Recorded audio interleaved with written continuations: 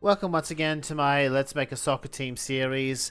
We're coming off a winless October. I'm not too worried yet because I know this team has the talent to turn it around, but we do have to be wary because we had the talent in Season 2 too and completely fell apart back then.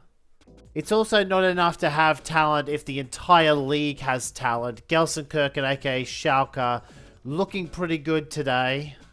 Our lineup, nothing too unusual. Aside from Eibler playing defensive mid, he's in good form today. Oh! That happened so quickly I couldn't even tell how justified the penalty was, but it doesn't matter if it's justified or not. The ball is in the net. And now they're going to make it 2, so it also doesn't matter.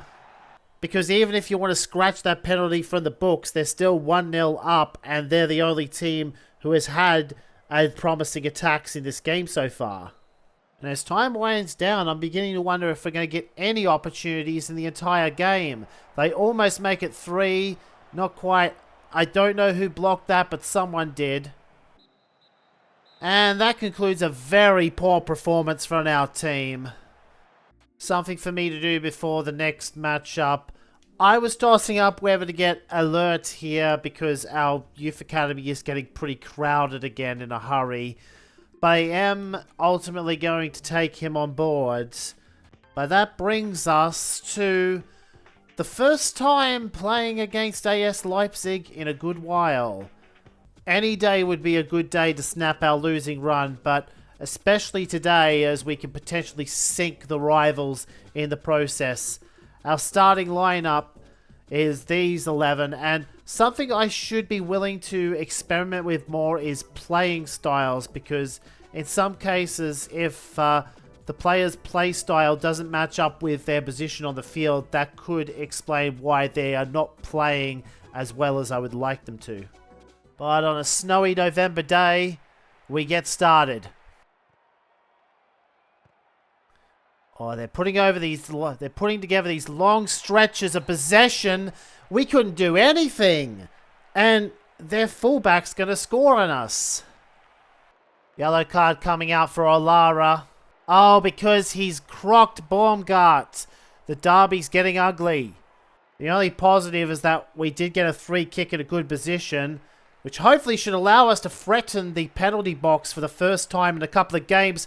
Oh, that's gone in somehow. Look at this. Marshall with the diving header off the post, off another player. Keeper does not get to it. Ludwig! It was a good shot from there, but it's only a corner kick. Bins kites it into a man. No. Oh, he threats up Ludwig instead, and now Ludwig scores.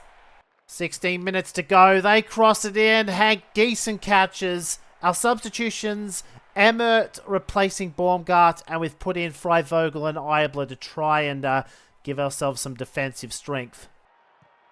Oh, and it doesn't work! We earned ourselves a free kick in injury time. Ludwig! Oh, Bins! Bins is going to loop it in. 3-2 off the Goofy R bicycle. That's his first goal of the season. But that leaves just enough time for AS Leipzig to try and make one final attack. Giesen claims it. That's going to be the game. And there's the whistle. We snap our losing streak and in the process get a big victory over us at a dork. Here's another offer for Emmert. You know, last time we rejected it because it came with a player attached. And, you know, now we can accept because it's just straight up cash. We are, however, still going to have injury troubles because now Baumgart's out for 3 months. And he was a pretty crucial piece of our attack. And in a way, I sympathize with Emmert because sometimes it's just hard to get along with people. The complainer isn't always wrong, but we've got to consider that even if Ibe is a problem, he also doesn't like Ludwig, and Ludwig is far too good a player for me to want to give up. That brings us then to Hanover 96. These are the sorts of games we need to be winning, or at least not losing, and I'm going for a slightly different formation this time. Oh, our defense is tested though immediately. Geeson able to make both saves. Rest of the half has seen both sides produce relatively low percentage opportunities. Very cagey affair still. Geiger might be able to get some room though. He does. Benz is in good position. Does not quite get it in though. It was saved, but now the corner kicker Mend is going to knock it back for Affairs, who just got on and is scored. And it's a good thing he came on as a defensive sub because now we've just got to dodge a bullet for the last few minutes. I think we'll be okay to do it because ball's down their end and the whistle has blown. We managed to kick it away and win this game 1-0. There hasn't been much to comment on in the between games, so we're going straight forward to Wolfsburg. We're putting a lot of pressure on them early, but why did Ludwig pass it all the way back? He had a good chance there. Oh, against the runner play. We get hit by their Willie. Oh, we could be on here, and we are. That was a good play to strike right back. Ryan scores. Oh, good save, Geeson. He's not going to save that one, though. That was very sloppy from our defense. I mean, where is everybody? Almesberger still has plenty of energy. He's able to speed past everyone. Oh, Benz is going to clean up there. A very good bounce-back month for us. 2 wins, including the derby. Just the 1 loss against a team that's third in the league. And we're sitting 9th now. We've managed to put relegation talk to rest for the time being. Still a very congested mid-pack.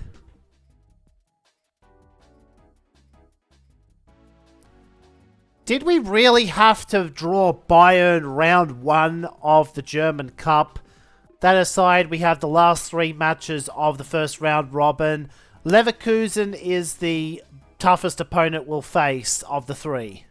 But yeah, this is a really lopsided draw.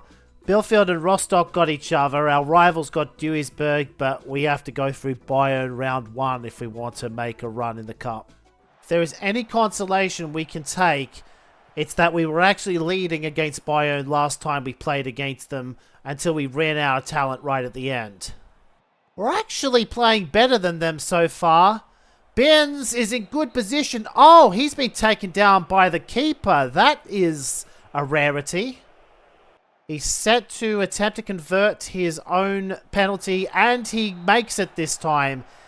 But yes, it's real. We lead against Bayern again. For how long, though?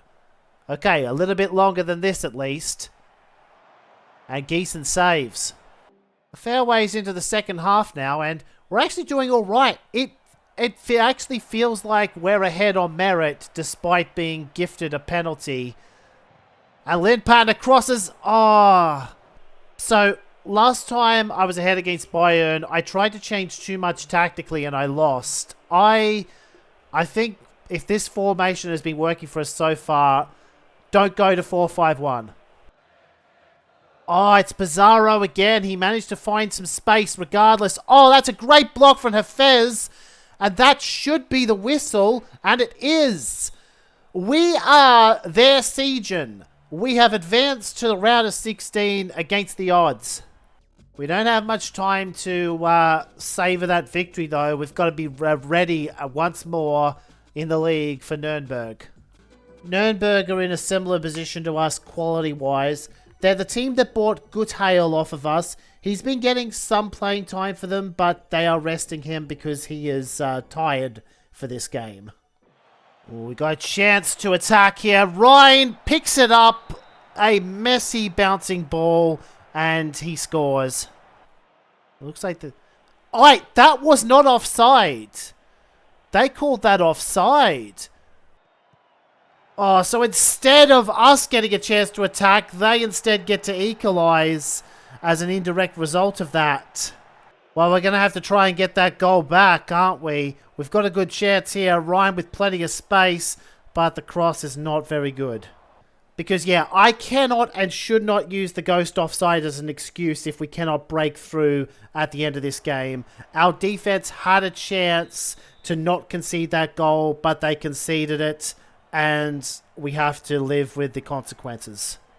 Oh, is this a promise to a player? Yeah, it's a promise to a player, and I think I know what it is. So long story short, it's time to put Ibe on the transfer list. Ibe is now on the transfer list, and the game's evaluation of him is 4 million euros, which implies that he had a lot of talent if only he could have gotten along with everyone else. The good thing for us is that if his evaluation is that high, we'll likely get an offer sooner rather than later. This may be his swan song game. We're playing against Leverkusen at our house. Oh, that's a very fast player, Voronin. And that's going to make it 2. Rodgin missed his first good chance, but he made this one. I've been trying to fiddle with the tactics, but we're just getting dominated here. Oh, we almost got one back, though. The keeper did not look comfortable saving that. Instead, our defense was way too slow to get back after the 3 kick, and they just gifted one a chance to run down and make it 3. Oh, and somehow it's 4. We could have cleared that, but our defender decided he just wanted to stand there. Very two-faced Leipzig. We somehow managed to beat Bayern, and yet we go 4-0 down against Leverkusen. Almost forgot about this in the thick of the onslaught, but yeah, Abendroff is now happy. We got our first offer for Ibe, but I can't take it unless I revise the terms because it's got a player attached. I'll ask for 3 million. It's not 4 million. I still want them to agree to the transfer after all. Duisburg also gave us an offer, but it's for Schenk, and Schenk is actually someone I want to build around, so I'm going to refuse that outright. We're back in the Prime Cup, and it was Rostock getting up over Bielefeld 2-0, so they're our next opponents, and it's actually a favourable outcome for us because they're one of the few teams that I feel we actually have the talent edge over in the first division. Oh! I said that about the talent, and Rostock almost scored. Clearance on the line, and then a goofy bicycle out. Very rough half for us overall. We're lucky not to be trailing. And that is in spite of the fact that I put the first string out today, as Rostock go again, and they managed to bouncing ball their way to a 1-0 lead. Oh, but that's a good ball back to Binns, and he's been taken down. He'll have another chance to convert his own penalty. But you never know with these kicks. They do, yeah, just like that, and Abendroff has blown it. Well, I should say Binns blew it first, but seems in Elmast, penalty kicks have a surprisingly low percentage of actually going in. I may have to put Hafez back on the kicks, and Rostock punish us for blowing it. So that is that. We knocked Bayern out of the cup and then did nothing with it. Okay, so Cologne are happy to just pay us the money. And since we're raking in all this extra money, I should have the wiggle room to invest in some more club upgrades at the end of the season. But I'm going to hold on to the money for now. I don't think there's anything that's too urgent for me to get right now as we line up for our match against Mainz. This would be the point in real-life football where the manager would probably turn to different players for the next game after 2 heavy defeats. It's hard to commit to that in video game mechanics when the game is telling me that these players are in good or even great condition in the case of Lindpattner, whereas many of their potential replacements are only in okay condition aside from Abendroff. So I'm putting my trust in the first string to turn things around, and it looks like, oh no, saved again. Oh, a good save from Gießen though down the other end. Both keepers have been doing pretty well today, but we've got maybe one attack left. Abendroff, fresh man in. Oh, they could have intercepted that, you know, but they didn't. And because they didn't jump on it when they had the chance, Franzen is going to luck his way to a late winner. That was more down to Mainz blowing it than us doing anything good. The keeper was about to claim that, but his own defender got in the way of the ball. And that's going to give us an extra 2 competition points that we didn't necessarily deserve, but will be much welcome.